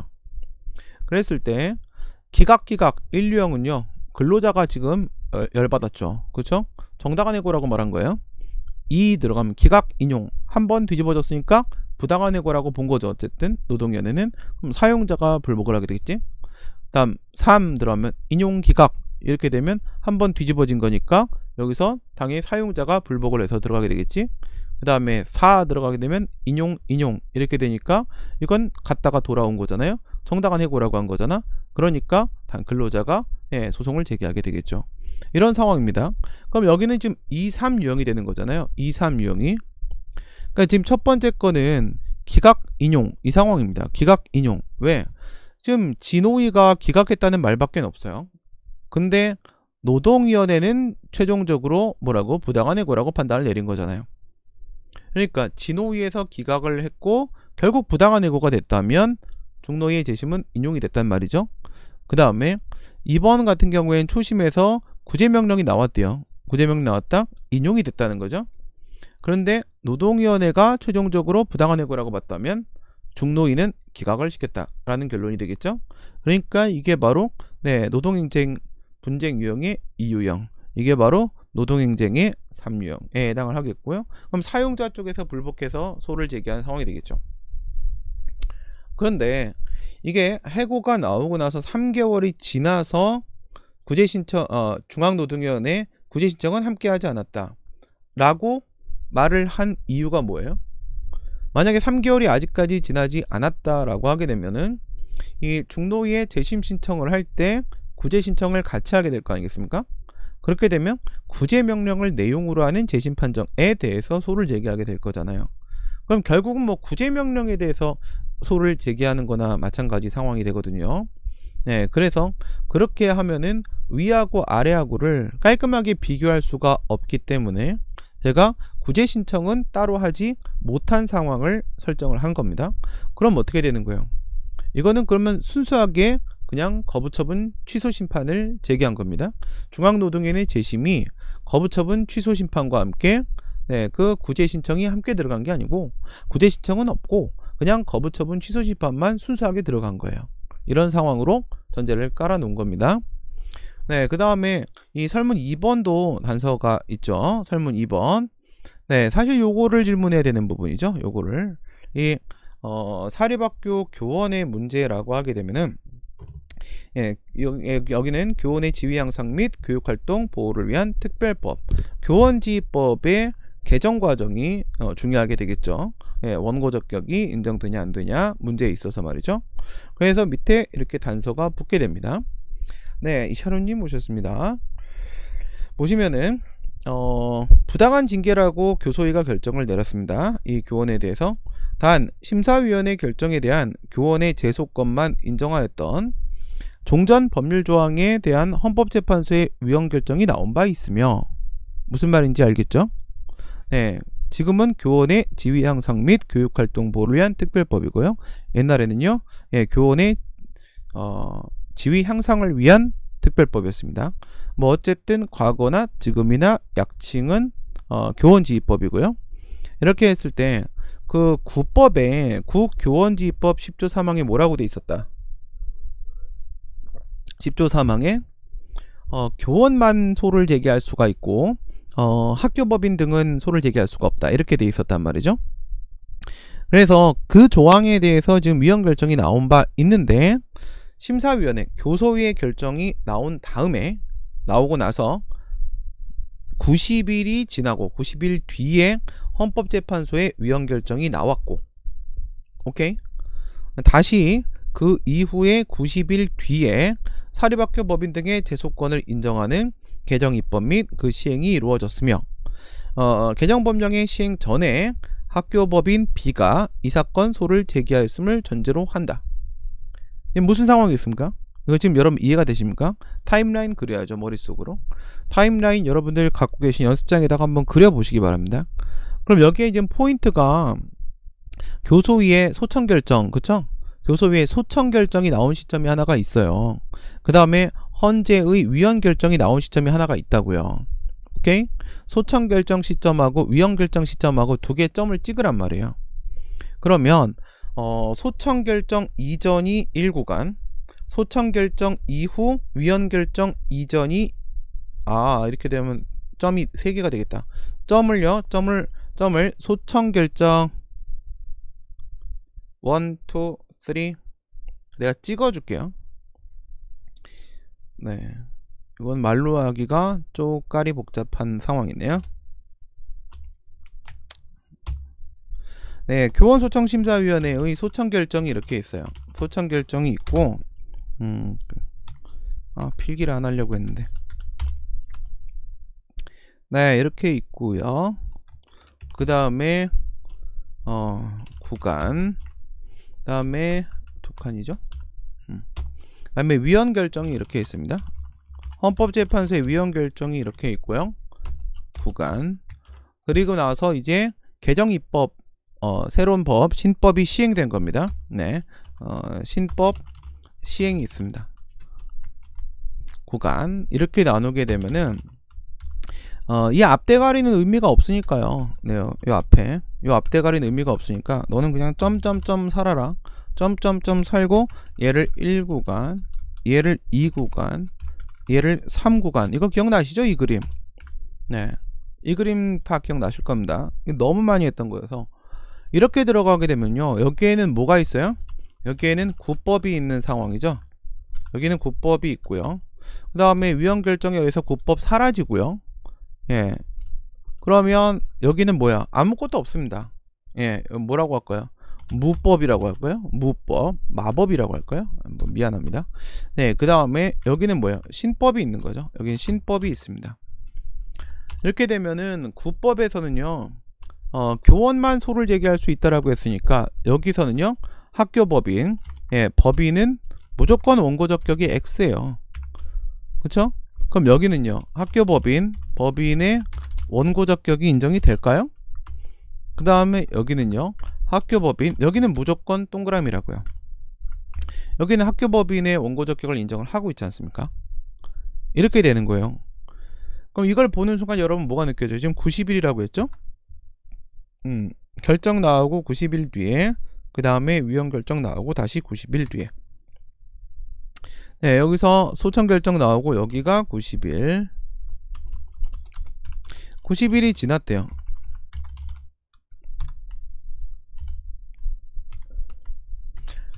여기서 90일을 지났다라고 제가 설정을 한 이유가 뭘까요? 소청결정이 나오고 나서부터 소를 제기하게 되면은 이미 90일이 지나서 제소기한 지났다는 거예요. 그치만 제소기한은 지난 게 아니라는 겁니다. 알겠어요? 제소기한은 지났지만 제소기한은 지난 게 아니다. 이게 바로 뭐예요? 법제상 출소가 금지되어 있어서 소를 제기할 수 없는 경우라고 한다면 그때는 제소기간을 진행시킬 수 없다라고 했잖아요. 객관적으로든 주관적으로든지 간에 적법하게 취소를 제기할 수 있는 여지가 있을 때 비로소 제소기한은 기산이 되는 것이며, 우리 행정소송법 20조에서 안날에 90일, 이튿날에 1년이라고 되어 있는 그 안날 그리고 이튿날이라는 것은 적법하게 소제기를 할 수 있는 여지를 바탕으로 해서 인정되는 것일 뿐, 소제기가 원천 봉쇄되어 있는 상태에서 알았다고 해서 또는 있었다고 해서 제소기간이 진행될 수는 없는 것이다. 이런 판례가 2번이나 있었지 않습니까? 바로 그 얘기를 하는 거예요. 그러니까 실제로 처분이 있은 날, 그리고 얘가 바로 안날이죠. 그러니까 이 소청 결정이 나온 날 기준으로 하게 되면요, 지금 위헌 결정이 이미 나왔으니까 위헌 결정 이후에요. 지금 이 구간에 지금 위치해 있다고 했잖아요. 위헌 결정 이후에요. 그럼 90일 이미 지났어요. 그럼 제소기한 지났냐? 안 지났다는 것이죠. 이때는 원래 구법 당시에는 학교법인의 소제기를 원천 봉쇄시키고 있었고 교원만 소제기를 할 수 있다라고 법제상 되어 있었기 때문에, 이때는 제소기간이 진행이 법적으로 안 되는 거란 말입니다. 안 되는 것이고, 네, 그리고 나서 이제 여기서 위헌 결정 나오고 다시 90일이 지난다. 네, 다시 이제 90일이 지나서 신법이 시행되었다. 이렇게 얘기를 하는 겁니다. 이거는 제가 또 왜 얘기를 하는 걸까요? 왜 여긴 또 제가 90일 이상 지났다 이렇게 얘기를 하는 거예요? 왜 그런 거냐면, 엄마야? 다 설정해는 모든 문제에서 설정을 해놓은 건 다 이유가 있는 거예요. 그냥 하는 말은 없어요. 실제로 시험장 가서 여러분들이 문제지를 받아들였을 때도요, 단 하나의 단어도 놓치면 안 됩니다. 거기에 다 이유가 있는 거예요. 그러니까 여기에 가면은 당연히 원고적격이 인정되죠. 여기는 당연히 안 되고요. 그럼 여기가 이제 문제가 되는데, 여기는 법에서 안 된다, 여기선 법에서 된다라고 돼 있어요. 이건 둘 다 교원지휘법을 말하는 거예요. 교원지휘법에서 학교는 소제기 못해, 학교는 당연히 할 수 있어. 그럼 여기는요, 교원지휘법의 10조 3항이 위헌 결정을 받아서 사라졌다라고 했잖아요. 현재 근거 규정이 없어요. 근데 지금 행정소송 제기하는 거죠. 행정소송 제기하는 거니까 이럴 때는 어디로 넘어가야 돼? 당연히 행정소송법으로 가야죠. 행정소송법 12조 1문으로 갈 수밖에 없는 거고요. 그럼 여기는 교원지휘법 규정이 없는 상태, 아무것도 없는 상태예요. 위헌 결정 나와서 사라졌고 아직 신법은 개정 입법돼서 시행되기 전이니까 지금 텅 비어 있는 상태에서 행정소송법 12조 간 거고 법률상 이익이 있으면 가능한데 우리 판례 따르게 되면 뭐라고요? 학교법인의 인사권 침해다 그러잖아요. 학교법인의 인사권 침해이기 때문에 법률상 이익이 인정될 수가 있다. 여기서 가능해진다는 거예요. 뭐라고? 객관적으로 주관적으로 적법한 소재기 가능성이 열리기 시작한다고요. 여기서. 그럼 열린 이 시점, 여기서부터 열린 거예요. 위헌 결정 나왔을 때부터 이 막아나서고 있는 10조 사망을 제거하는 순간 여기서부터 열린 거예요. 여기서부터 여기까지가 지금 90일인 거잖아요. 이 중간에 소를 제기했다고 했으니까 제소기간이 준수된 것으로 되는 거죠. 이렇게 지금 문제를 제가 설정을 해 놓은 겁니다. 그러면 이제 이해가 되셨을 거예요. 그러면 우리 한 줄 논점 보겠습니다. 한 줄 논점. 예, 예시 답안은 제가 카톡방에다가 올려드릴게요. 74번. 조금 어려워하거나 복잡해할 수도 있는 부분이기 때문에 또 올해 사립학교 문제가 출제가 됐기 때문에 네, 그래서 이러다 안 되면 어떡하지? 뭐 안 되면 뭐 잘생긴 무영이가 책임지는 걸로 하고요. 그 부분에 대해서는 뭐 책임은 제가 전적으로 떠넘기는 걸로 하겠습니다. 네, 사립학교 문제가 혹시라도 안 나오면 뭐 무영이가 산업인력공단 앞에 산인공 앞에 가서 1인 시위도 하고 선도투도 하고 제가 방법 많이 알려줄게요. 처음에는 작은 바카스병 안에다가 신나라거나 이런 걸 넣지 말고요. 페인트만 넣어서 벽에다가 던지는 방법을 쓰게 되어 있습니다. 예, 그리고 우리의 분노를 조금 더 표출을 합니다. 예, 그리고 이제 몇 명 좀 잡혀가 줘야 돼요. 그렇게 하고 나서 그 다음에는 이제 소주병에다가 시작을 하면 되고요. 그렇게 하고 이제 그래도 해결이 안 된다. 예, 이거 분노가 풀리지 않죠. 사립학교 문제가 왜 안 나와? 왜 안 나와? 말이 안 되는데? 그렇게 되면은 뒤풀이 이후에 대꾸리병을 준비를 해서 그 안에다가 신나를 한 90% 정도를 넣게 되면은 이거는 이제 폭탄이 만들어질 수 있으니까요. 네, 군대를 나온 지 얼마 안 됐기 때문에 요번에는 이제 다른 학교를 한번 경험을 해보는 것으로 좀 색다른 학교일 수도 있습니다. 군대랑 비슷해요. 비슷하기 때문에 뭐 제가 갔다 온 바로는 뭐 큰 차이가 없습니다. 그냥 뭐 남자들끼리 같이 뭐 그냥 뭐 지내는 거예요. 운동도 하고 뭐도 하고 그렇게 하는 거기 때문에 지금 다른 사람들은 군대를 갔다 온 지 오래돼서 네, 뭐 적응을 잘 못할 것 같아요. 그래서 얼마 안 된 무영이가 맙소사를 하는 걸로 하겠습니다. 갔다 올 때 다 이렇게 뭐 물 들어올 때 가는 거야, 그게. 그쵸?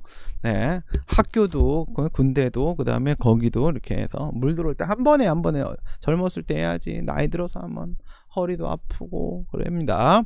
네. 첫 번째. 사립학교 교원 사건에서 교소위의 소청은 부진정 당사자 심판에 해당하며 그 소청 결정은 행정처분에 해당한다. 네. 맞죠? 국공립학교 교원이라고 하게 되면 교소위의 소청은 이거는 특별행정심판입니다. 거기서 나오는 것은 재결, 행정심판의 재결이 되는 것이죠. 그렇지만은 사립학교 교원 같은 경우에는 얘는 그냥 일반 근로자입니다. 학교법인과의 관계는 사법관계에 해당을 하는 것이죠. 네, 국공립학교 교원은 공무원의 신분을 갖고 있기 때문에 국가나 지자체와의 관계는 공법상 근무관계가 되는 것입니다. 그렇기 때문에 얘는요, 공법관계가 아니니까 진정 당사자 심판이 아니라 부진정 당사자 심판이고 처분을 다투고 있는 것이 아니기 때문에 여기서 나온 결론이 행정처분이 되는 것이죠. 이런 걸 우리가 처분으로서 재결이라고 한다고 했습니다. 이름을 왜 저렇게 붙이는지도 설명을 다 드렸었고요. 두 번째, 네, 이렇게 되는 거는 이제 저기 노동위원회도 마찬가지죠. 예.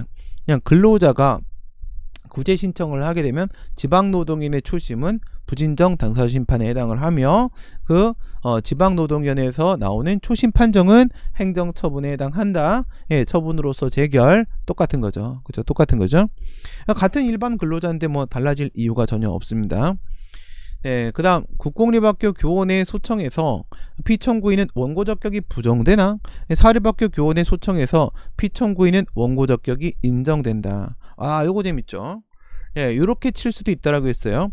사립학교 교원의 문제는 국공립학교 교원과 비교하는 방식으로 출제될 수도 있고, 사립학교 교원의 문제는 같은 사립학교 내의 교직원에 대한 문제와 비교하는 문제로 출제를 할 수도 있습니다. 그러니까 사립학교 교원을 중심에 두고 교원이라는 공통점을 묻고 들어갈 수도 있고, 그 다음에 근로자라는 공통점을 묻고 들어갈 수도 있고, 이렇게 되면 국공립학교 교원 쪽하고 비교하는 문제로 나올 수도 있고, 그게 아니라 학교의 교직원과 비교하는 문제로 나올 수도 있고, 이 세 개 비교하는 문제 내면은 안 됩니다. 그 교수님 바로 귀신한테 잡혀갑니다. 네. 이런 졸라 개연성 없는 문제 냈어? 그러면 이제 바로 다음날 아침에 막 천장에 막 피로 글씨 써 있고 막 이렇게 된단 말이죠. 그 다음에 교원지휘법 10조의 3. 네. 여기 설명 다 안 했구나. 국공립학교 같은 경우에는요. 구교원지휘법은 10조 2항에 기속력 규정이 있었고요. 현재는 10조의 3에 기속력 규정이 있습니다. 근데 그게 이 기속력 교원소청심사위원회 결정은 처분권자를 기속한다 이렇게 돼 있거든. 처분권자를 기속한다. 그러면 그 징계 등의 처분을 한 건 누구예요? 국공립학교도 학교 쪽이고요. 사립학교도 학교 쪽이죠. 학교 쪽에서 이제 징계를 한 건데, 그런데 걔네들이 이제 처분권자가 되는 거예요. 근데 이 기속력 규정이 국공립학교 쪽 같은 경우에는 재결의 기속력이 되는 거죠. 인용 재결의 기속력. 사립학교 쪽 같은 경우에는 처분의 기속력이 되는 거라고 했습니다. 처분의 기속력은 기속력이라고 부르지 않아요. 그냥 구속력이죠. 네, 의무를 부과하는 구속력일 뿐입니다. 네, 확인이잖아요. 준법률 행위적 행정에서 확인. 그게 바로 법적 효과의 내용일 뿐인 거죠. 그건 원고적 격을 부정시키는 효과가 없다라고 했습니다. 재결의 기속력은 피청구인 처분청에 손발을 묶어서 인용 재결에 불복해 소를 제기할 수 없도록 만들긴 하지만, 처분의 구속력이 피청구인 사용자의 손발을 묶는 일은 없다고 했습니다. 예, 그 부분을 얘기하는 거예요. 네, 그리고 뭐 다른 측면에서 생각하게 되면 현재는 이제 교원지휘법 10조 3항에 사립학교 쪽 같은 경우 학교법인 비청구인의 원고적 격을 명문으로 인정하고 있잖아요. 예, 현재 국법이든 현재 현행법이든 간에 교원지휘법 10조 3항에서 국공립학교 같은 경우에는 피청구인의 원고적 격을 또 명문으로 배제를 하고도 있죠. 예, 배제를 하고도 있죠. 그러니까 얘는 안 되고 쟤는 되고, 그건 10조 3항 가지고 얘기해도 마찬가지, 10조의 3 가지고 얘기해도 마찬가지. 네, 10조의 3, 10조 3항, 10조의 3 두 개는 항상 묶어가지고 세트로 끌고 다니세요. 뭔가 한마디씩 할 말이 반드시 있을 거예요. 어쨌든 10과 플러스 3입니다. 10조 3항, 10조의 3, 13. 네, 알겠어요? 13 세트예요. 네, 10조 3항, 10조의 3 묶기도 편하잖아. 네, 됐고요. 사립학교 교원 및 직원의 교원지휘법 10조의 3의 기속력으로 인해 학교법인이 교원소청심사위원회 인용 결정에 대해 취소를 제기할 수 없는 것은 아니다. 요거는 또 뭐 지금도 의미가 있지만, 현재도 의미가 있지만, 아까 그 2구간 생각을 한번 해보세요. 2구간. 네, 2구간에서는 어땠어요? 10조 3항에서 교원만 소를 제기할 수 있다라는 규정은 제거됐어요. 위원 결정으로. 하지만 기속력 규정은 살아있었어요. 그러면 그 기속력 때문에 묶여서 뭐 여전히 학교법인은 소를 못 제기하나? 그건 아니라고요. 이건 그냥 사립학교 측면에서는 처분의 구속력에 불과한 것이라고 했잖아요. 10조 3항은 진짜 손발 묶고 있었던 거예요. 그건 위원 결정으로 제거한 거예요. 10조 2항은 뭐야? 10조 2항은 예시 막 이렇게 하고 있긴 한데 사실 뭐 아무것도 아닌 물주먹이었던 거예요. 얘는 아무 의미가 없는 겁니다. 아무 의미가 없어요. 처분의 구속력은 원고적 격을 부정시키지 못해요.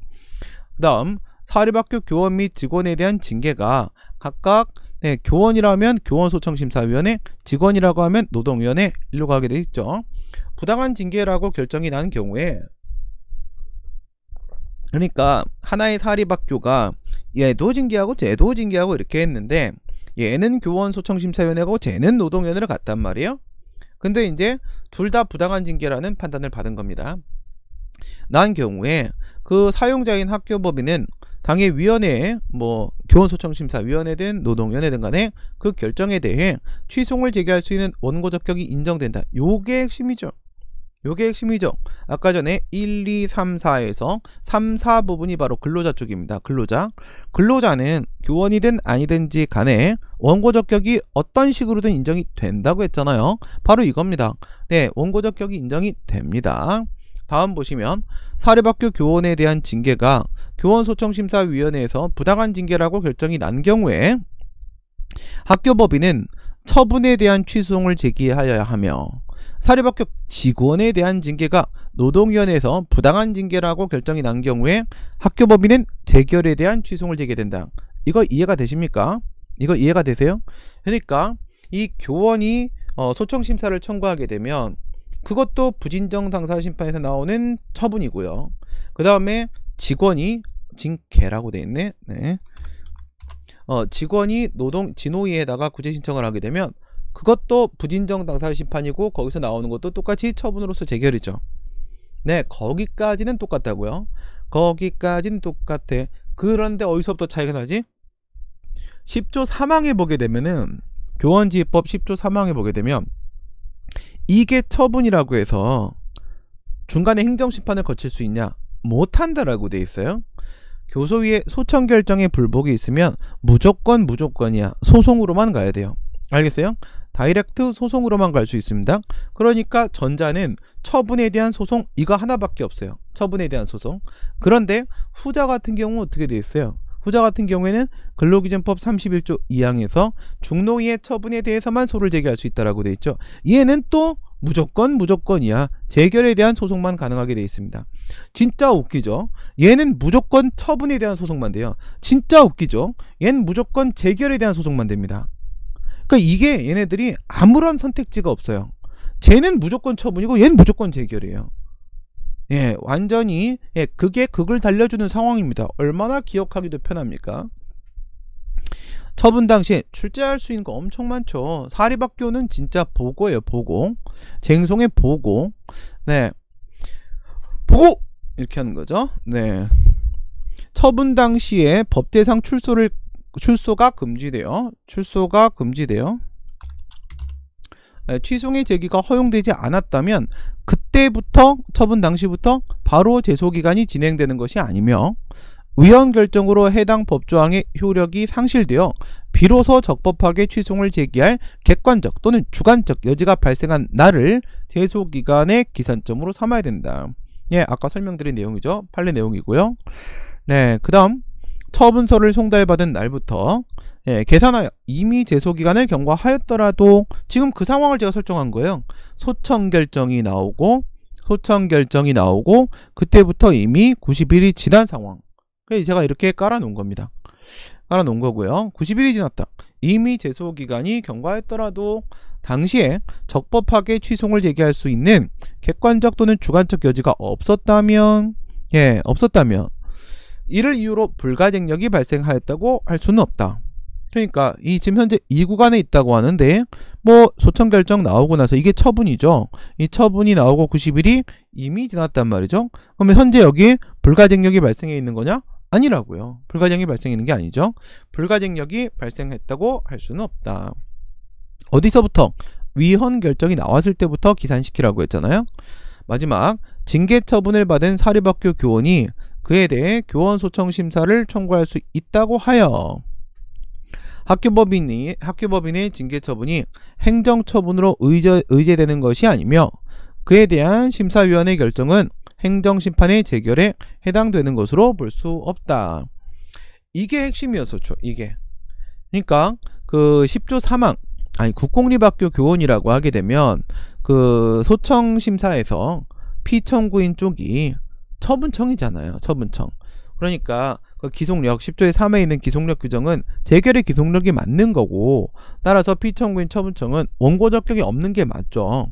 맞는데 얘는 사립학교잖아요. 그렇죠? 사립학교인데, 그래서 이 교원만 소를 제기할 수 있도록 하고 있었던 구교원지휘법 10조 3항에 대해서 헌법소송이 2번 들어갔었잖아요.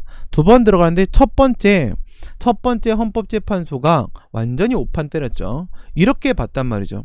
징계 처분을 받은 사립학교 교원을 그 국공립학교 교원과 똑같이 소청심사를 허용하고 있지 않느냐. 그쵸? 교원의 신분을 그만큼 두텁게 보호하려고 한 거 아니냐. 쟤 원래 그냥 일반 근로자니까 저 사립학교 직원들과 똑같이 노동위원회 찾아갔어야 될 친구인데, 노동위원회보다 훨씬 더 신분을 잘 보장해주는 교원 소청심사를 청구할 수 있도록 교원기입법이 허용을 해주고 있다면, 국공립학교 교원과 똑같이 취급을 해주고 있다면 그 얘네들에 대한 소청심사도 행정심판이라고 봐야 되는 거 아니냐. 그러면 뭐야, 얘네들한테 행해진 징계도 행정처분이라고 봐야 되는 그런 식의 상황이 발생한다고요. 그게 아니라는 거죠. 그게 아니라는 거죠. 그래서 행정처분을 의제되는 게 아니고, 예, 그 소청 결정이 행정심판에 재결이 되는 게 아니다. 얜 이러나 저러나 일반 근로자다. 공무원이 아니다. 얘한테 행해진 징계 등은 그냥 사법상 행위일 뿐이다. 이겁니다. 네, 잘 고민해 보시고요. 마지막에 그냥 이렇게 외우시는 방법밖에 없습니다. 이렇게 딱 외워가지고 정리를 해주시면 되겠고요.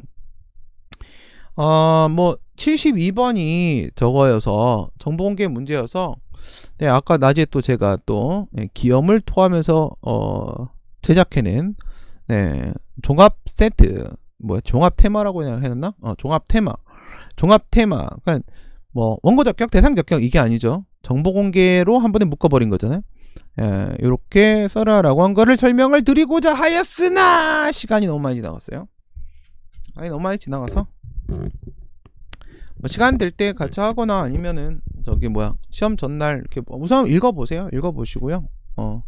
네, 좋은 내용이죠. 좋은 내용이죠. 네, 내가 쓰고도 참 잘 쓴 것 같아요. 네, 깔끔하다는 거.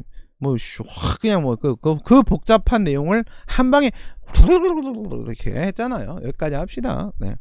난목공이요? 몰라. 좀 보고 내가, 네, 난목공을 할 만큼의 이번 주에는, 네, 중간에 아프면 안 돼. 그래서 좀 페이스 조절 좀 하면서 해야 될 것 같은데, 뭐 상태 보고, 네, 상태 보고 카톡방에 올려드릴게요. 네. 예, 우선 여기까지 하겠습니다. 72, 73, 74 한 줄로 좀 잘 정리하시고요. 네, 끝나고 카톡방에다가 저희 시다반 PDF 파일 올려드리도록 하겠습니다. 네, 수고하셨습니다. 안녕.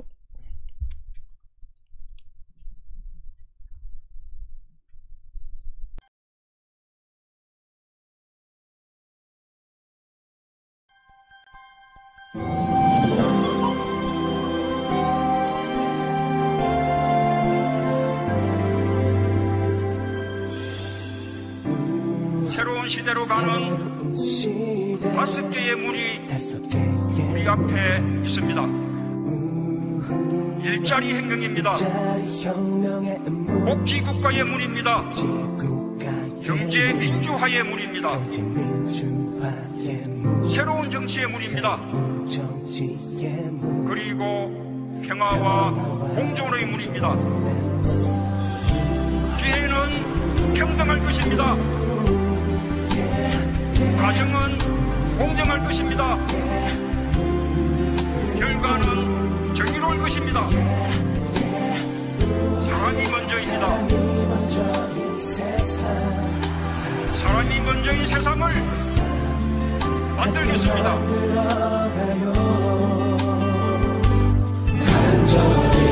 서로의 손을 잡아 사랑의 온기로 또 누군가가 다시 힘을 얻는다. 사랑을 위한 세상이 온다. 가슴 두근거려 나 비로소 또 꿈을 품는다. 기회는 평등할 것입니다. 가정은 공정할 것입니다. 결과는 정의로울 것입니다. 사랑이 먼저입니다. 사랑이 먼저인 세상을 만들겠습니다.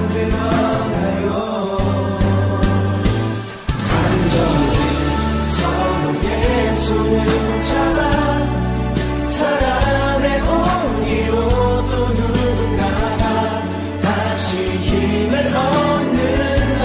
사랑을 위한 세상이 온다. 사랑이 먼저인 그 나라로 함께 걸어가요.